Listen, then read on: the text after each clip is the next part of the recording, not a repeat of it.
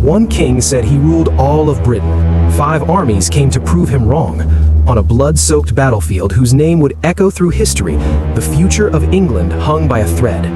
Autumn fog rolled over the northern hills like a thick blanket. The year was 937. Across a stretch of land whose exact location has been lost to time, though people called it Brunanburh, 2 massive armies were waking up in the cold gray light before dawn. On one side stood the English, marching under banners of the Golden Dragon of Wessex. 20,000 men, maybe more, drawn from every corner of a country that had never truly been united. Their king was not yet old, barely 40 years of age, but his name alone was enough to make foreign rulers nervous. Æthelstan, King of the English, Lord of Britain, grandson of Alfred the Great. Across the open field, very different banners flew in the wind. The Norse raven, the Scottish lion, the old symbols of Strathclyde. Standing opposite the English was not one army, but a powerful alliance. Vikings from Dublin, Scots from Alba, and Britons from the ancient kingdoms of the north. These peoples had come together for a single purpose: to destroy English power before it swallowed them all. They had the numbers to match Æthelstan's force, perhaps even more, and they had far more anger. Between these 2 armies, the morning waited. Nobody knew it yet, but what was about to happen over the next 12 hours would answer a question that had haunted Britain for generations. Would England hold together as one nation, or break apart into the same warring pieces from which it had only recently been built? This was not a border skirmish or a quarrel between nobles. This was 2 completely different ideas about what Britain should be, finally forced to fight it out. The war drums started beating. Sunlight broke through the mist, and the day that would give birth to a nation began. To understand why 5 armies showed up on that autumn morning, you first need to understand what Æthelstan had done and why it had made him so many powerful enemies. For hundreds of years, the island the Romans called Britannia had been a broken puzzle of rival kingdoms, each one constantly at war with the others. Anglo-Saxon peoples controlled the south and east. Wessex, Mercia, East Anglia, and Northumbria all kept their own identity and their own grudges. Viking settlers ran the Danelaw and held Dublin with an iron fist. The Scots had built their kingdom across the north. The Britons held on in Wales and Strathclyde. The Picts kept to their own strongholds. No single king ruled more than a slice of all this. The idea of one unified England was, at best, a wild dream, and at worst, the kind of thinking that got people killed. Then Æthelstan arrived. Born sometime in the 890s, he was the son of Edward the Elder and the grandson of Alfred the Great, the famous king who had saved Wessex from total collapse and turned it into the most powerful Saxon kingdom. But Alfred and Edward had been careful men, happy to rule what they had and protect what they held. Æthelstan wanted something far bigger. He wanted what no ruler had pulled off in 400 years. He wanted all of England under one crown, his crown. Through sheer determination and military force, he got it. From the moment he took his throne in 924, Æthelstan moved against his enemies fast and without mercy. He absorbed Mercia into his kingdom. He conquered Northumbria, the last Viking-held kingdom on English soil. He pushed the Norse kings back across the sea to Ireland. He forced the Welsh princes to submit, made them pay regular tribute, and fixed the border at the River Wye. By 927, he was calling himself King of the English, and he meant every word of it. For the first time since the Romans had left the island, one man's authority reached all the way from the English Channel to the Scottish border. But every ruler who climbs that high and that fast makes enemies in equal measure, and Æthelstan had made plenty. Constantine II, King of Scotland, had been watching English expansion with growing unease for years. He was an old man now, toughened by decades of war, and he understood something that younger rulers sometimes missed. Threats that are ignored today have a way of sitting on your doorstep tomorrow. Æthelstan had already publicly humiliated him at Aemont Bridge, where Constantine had been forced to acknowledge English authority over him. He had bent the knee. He had taken the oath.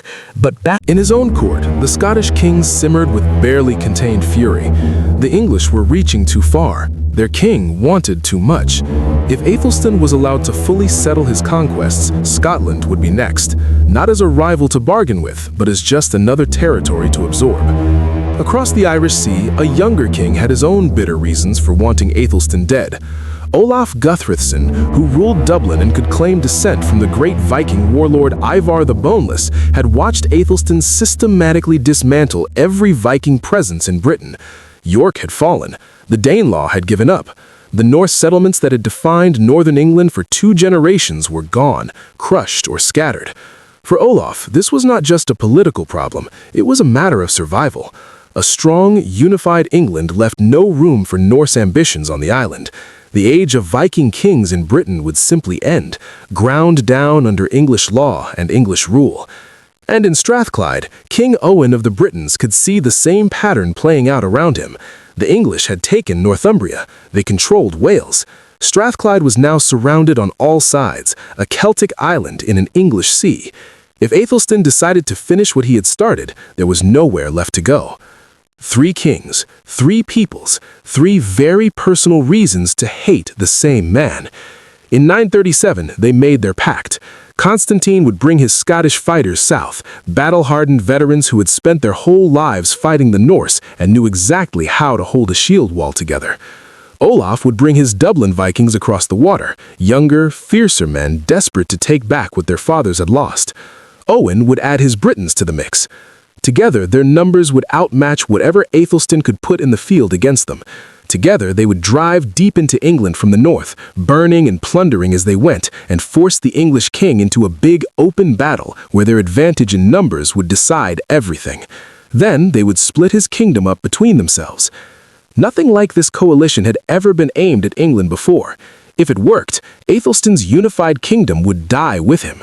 If it failed, nobody would be left to slow England's rise. Æthelstan got word of the invasion during the summer of 937. The coalition had gathered near the Scottish border and was preparing to march south.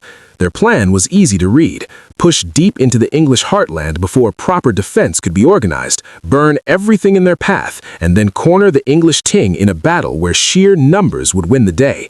Æthelstan did not waste a moment. He sent out the call to arms. From Wessex, Mercia, East Anglia, and newly conquered Northumbria, the warriors came. Noblemen with their retinues, professional soldiers, and ordinary farmers and craftsmen who picked up their weapons when the king commanded. Many of these men had been fighting each other within living memory, carrying old grievances from wars their fathers had started. But now they served one king, marching under one banner. Æthelstan had spent 13 years building England into something real. He was not going to watch foreign armies tear it apart without making them bleed for every inch. He rode north with his younger brother Edmund at his side. Edmund was barely 20 years old, but he had already proven himself in battle, and he would inherit the kingdom if things went badly. They moved fast, picking up more soldiers as they went, with one goal in mind: reach the coalition before it could do serious damage to the English interior. Somewhere in the north, the two sides finally met. Historians have argued for 1,000 years about exactly where. Various places have been suggested: Brunanburh on the Wirral, the Humber estuary, the open moorland of Northumbria, but the name that survived through the centuries was Brunanburh. Whether it was a field, a valley, or a river crossing no longer really matters. What happened there does. By the last weeks of summer or the first weeks of autumn in 937, both armies had taken their positions. The coalition stood ready, confident in their numbers and certain their cause was just.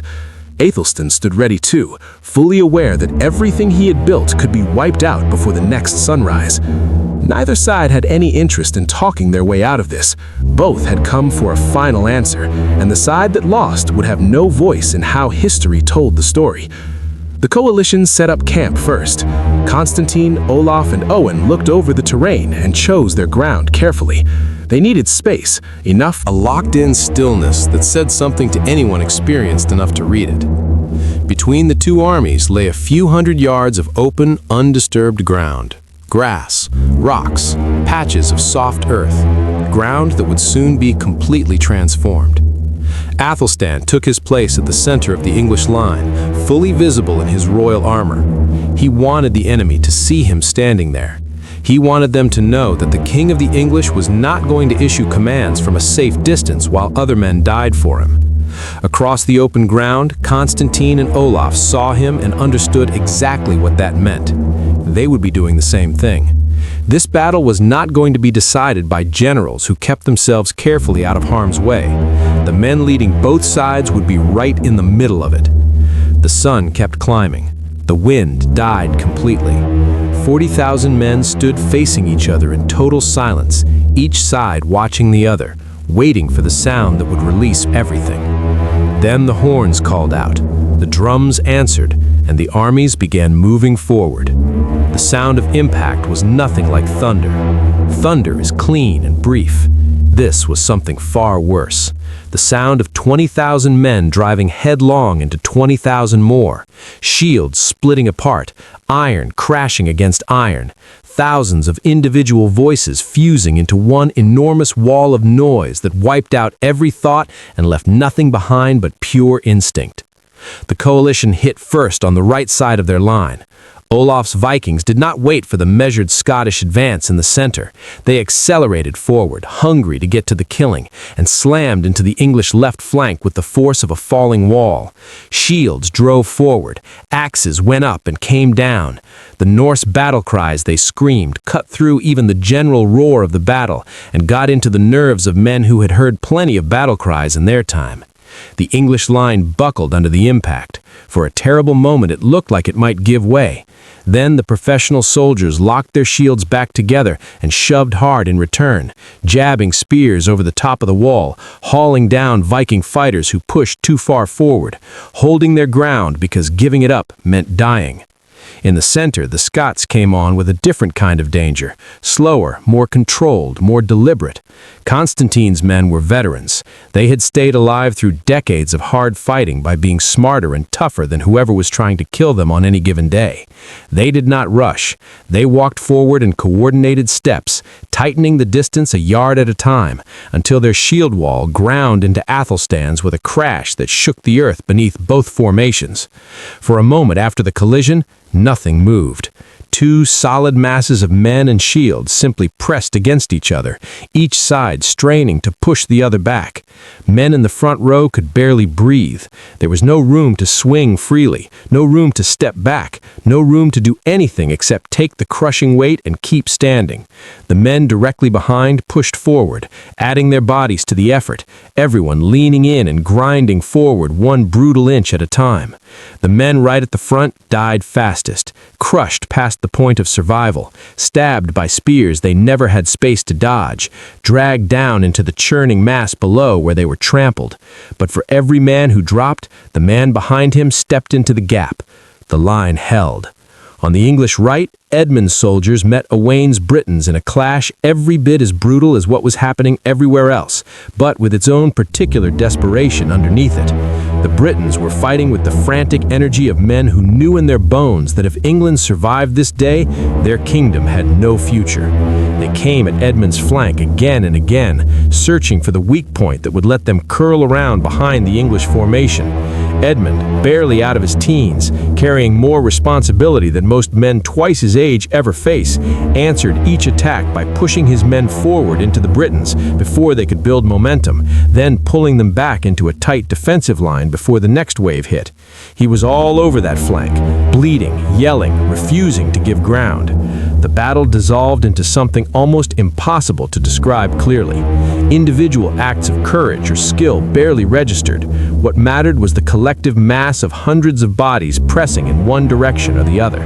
Soldiers could not see more than a Room for their larger force to spread out and bring its full weight to bear, without being funneled into a narrow corridor where the English could cancel out their numerical advantage. They found what they were looking for. A wide open stretch of land where thousands of men could form a broad front, with gentle slopes that would give both sides a clear view of each other as they advanced. For the Scots and the Strathclyde Britons, this felt like home territory. Cool and damp northern countryside, even in the tail end of summer, smelling of heather and peat. For Olaf's Dublin Vikings, the surroundings were unfamiliar, but that hardly mattered. They had sailed across the Irish Sea looking for revenge, and they were ready to find it wherever the ground took them. That night, the coalition's commanders sat together to work out their plan for the following day. Constantine, the oldest and the most experienced of the three, argued for patience. Hold their line, let the English come uphill to them. Let the march tire Æthelstan's men before the real fighting even started. Olaf, younger and more hot-headed, wanted to attack at first light and use their numbers to smash the English formation before it had time to properly settle. Owen, stuck between the two, kept pushing them back to the only thing he cared about, staying unified. 3 armies pulling in 3 different directions would achieve nothing. 3 armies moving as one might achieve everything. They settled on a straightforward plan. Stretch the line across the full width of the field. Let the English run themselves into the coalition's wall, then use the extra numbers to fold around both English flanks and squeeze the life out of them. It did not need to be clever. It just needed to work.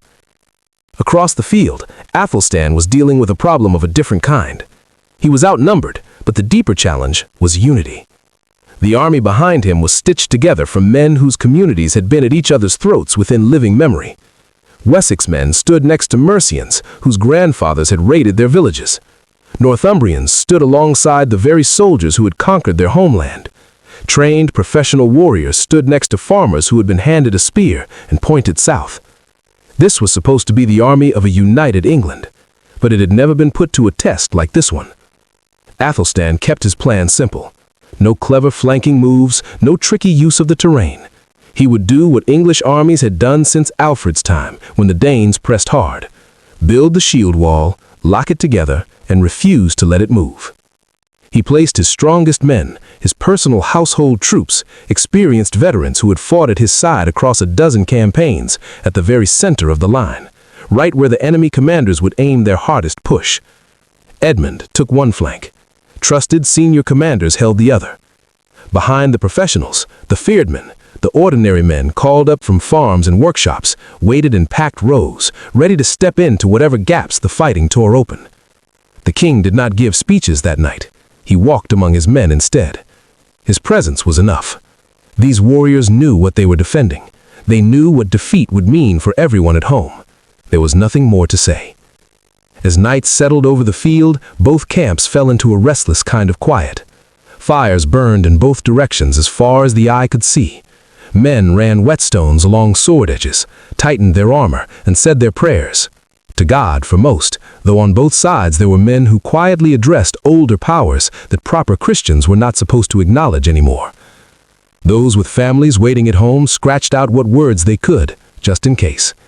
Others sat still and stared at the enemy fires across the darkness, doing the arithmetic of survival in their heads. The night dragged on. Wind moved over the moorland with the smell of rain that never actually fell. Sentries walked their rounds and watched for movement, but no attack came in the darkness. Every man on that field understood that this was going to be settled in daylight, with everyone able to see exactly what was happening. No tricks, no ambushes, no mercy. The sky started to lighten. Officers shouted. Men pulled on their mail, strapped on their helmets, picked up their weapons, and moved into formation. The coalition spread itself across the northern end of the field, an enormous crowd of armed men, banners snapping above them in the early morning air. The English formed up opposite, smaller in number, but standing within a few feet ahead of them. They identified friend from enemy by the color of a shield or the shape of a helmet, glimpsed for a split second in the chaos. No orders could be heard above the noise. Men fought on training and instinct alone, running through the same basic actions over and over. Block, stab, push, step forward, because stopping to think meant dying. When the man next to you fell, you did not have time to look down. You stepped over him and kept going. The sun passed overhead toward midday. Neither side broke. The dead piled up, first hundreds, then climbing toward thousands, but both formations absorbed the losses and kept their shape. Men who had marched onto the field that morning with fresh legs and clear heads were now running purely on something beyond ordinary human endurance. Too tired to feel fear the way they normally would, too far committed to think about turning back, simply continuing because that was the only thing left to do. Æthelstan was not watching this from behind his men. He was in the thick of it, embedded with his household troops at the very center of the English line. His sword had been red from its work for hours. His voice was raw from constantly calling encouragement to the men around him. He cut down Scots who broke through the front of the line. He grabbed soldiers who were beginning to waver and steadied them with his own hands. He stayed visible, and he stayed there, because he knew that as long as his men could see their king still standing and still fighting, they would not fall apart around him. Constantine was doing exactly the same thing on the other side of the field, a man past 60, an age by which most warriors of that era were already dead or long retired, standing in the front row of the worst fighting of the day, swinging his sword with the same steadiness he had shown 40 years earlier. He had given his whole life to keeping Scotland free. He was not going to abandon that at the moment it mattered most. As the afternoon wore on and neither side had collapsed, a strange and terrible kind of balance seemed to have settled over the whole battlefield. Both armies were dealing out and soaking up punishment at a pace no human force can maintain forever, but neither one was showing the signs that mean a formation is about to give way. They stayed locked together, two exhausted, bleeding bodies that could not pull apart and could not finish each other off. And then, slowly, the balance began to tip. The coalition's structure started to weaken the way old wood develops cracks, not in one sudden dramatic moment, but through small failures spreading quietly outward from multiple points until the whole thing becomes unreliable. On the coalition's right, Olaf's Vikings had been hurling themselves at the English left for hours with an intensity that simply could not last. Their charges had been fierce and fearless. They had also failed. Every single time.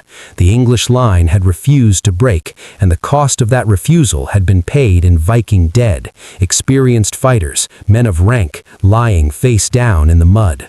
Now the attacks were arriving with noticeably less force. The gaps between them were longer. Men who had closed with the English earlier that day with cold, focused fury were now glancing over their shoulders, the telltale sign of a force that is starting to think about retreat.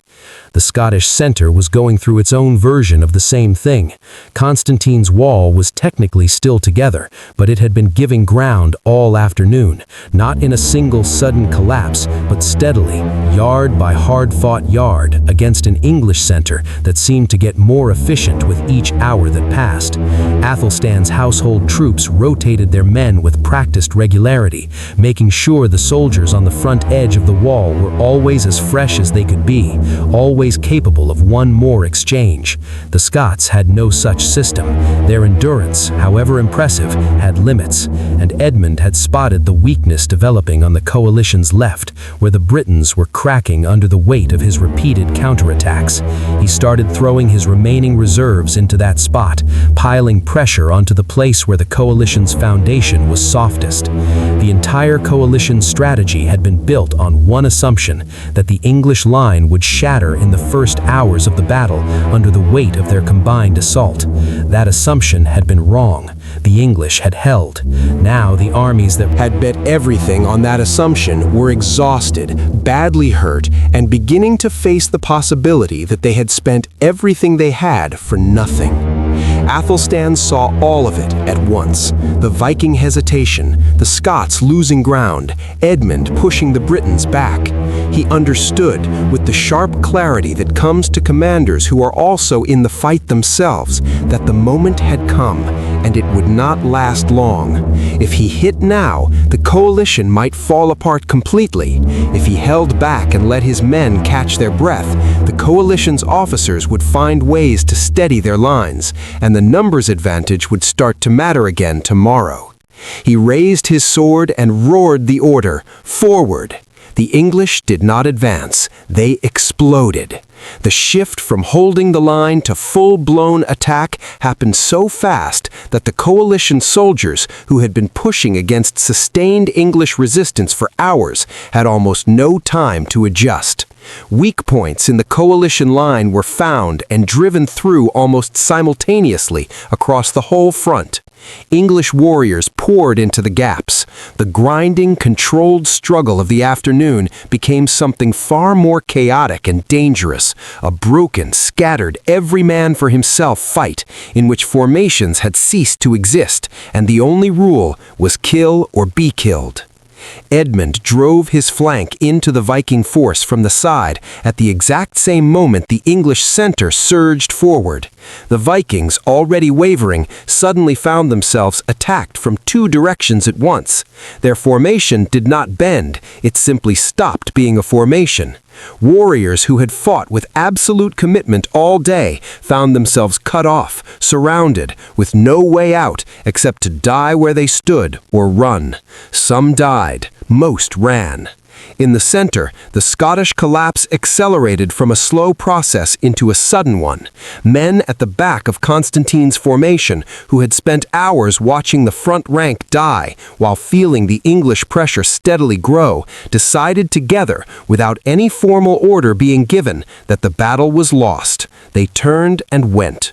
The men ahead of them had no real choice but to follow. The shield wall that had held through hours of brutal fighting broke apart in minutes. English soldiers pushed through the collapsing Scottish line and began pursuing the men fleeing northward, cutting them down with the grim efficiency of an army that knows the battle is already won.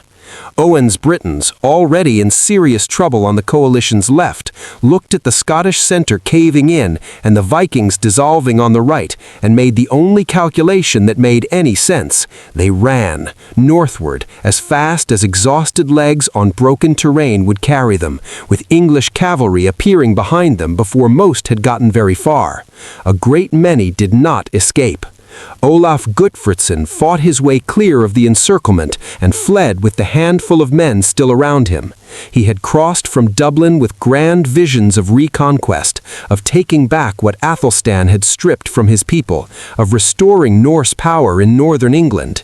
He left with a shattered army, a ruined reputation, and Ireland as his only remaining option.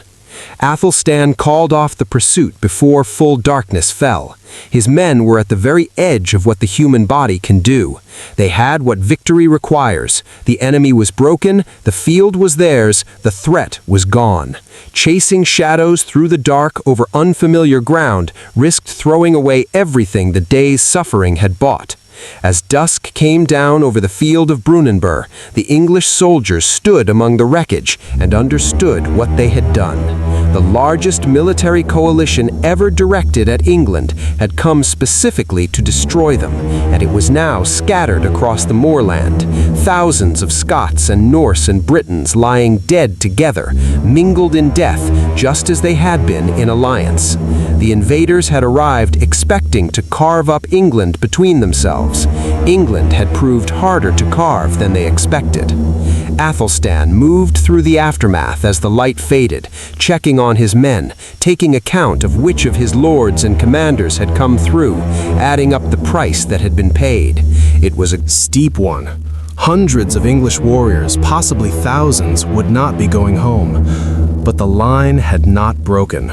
Through everything the coalition had sent at it, the wild fury of the Viking assault, the grinding discipline of the Scottish veterans, the desperate intensity of the Britons, the English shield wall had stood its ground.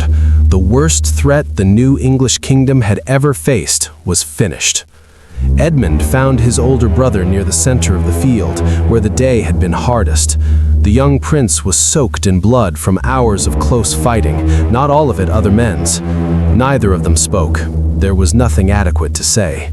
They had saved something their grandfather had begun building, something that had come within a hair's breadth of dying on this field today. And they had not just saved it, they had proved it could survive.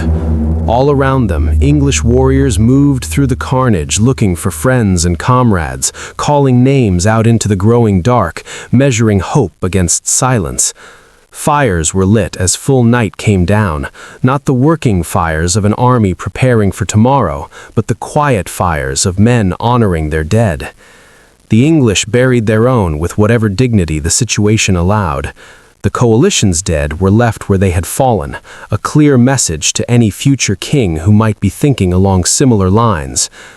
Before dawn broke the next morning, what remained of the coalition was already far away, retreating as quickly as broken armies can manage, back towards Scotland, towards Strathclyde, toward the ships waiting to carry the Norse survivors home to Dublin, and the painful job of explaining to their people how everything had gone so wrong. They left behind their dead, their weapons, their flags, and every expectation they had arrived with. Æthelstan had proved something that day that went beyond winning a battle. He had shown that his England, this new and still fragile thing, built from peoples who had been enemies within living memory, could hold together under the greatest pressure imaginable. The men who had fought in his shield wall had not done so as Mercians or Northumbrians or West Saxons. They had fought as Englishmen. It was the first time that had genuinely been true. When the sun rose over Brunanburh the next morning, it rose over a kingdom that had passed through its hardest test and come out the other side. The coalition would never try anything like this again. The Viking era of conquest in England was over. The Scots would stay behind their own borders and think very carefully before challenging English power again for a long generation to come. The path England would follow from this point forward had been set, paid for in the lives of thousands of men who believed deeply in what they were fighting for. Æthelstan gave the order to march south. His army, battered and bone-tired but victorious, formed up and began the long road home. They left behind a field that the world would remember, not because anyone could point to exactly where it was, but because of what had been decided there. 5 armies had come to put an end to a nation. The nation had put an end to them instead. The banners moved south. The dead stayed where they lay. Over the field of Brunanburh, silence slowly returned, broken only by the wide circles of carrion birds overhead, and by the simple, undeniable fact of what had happened there, that England had walked into its furnace and walked back out.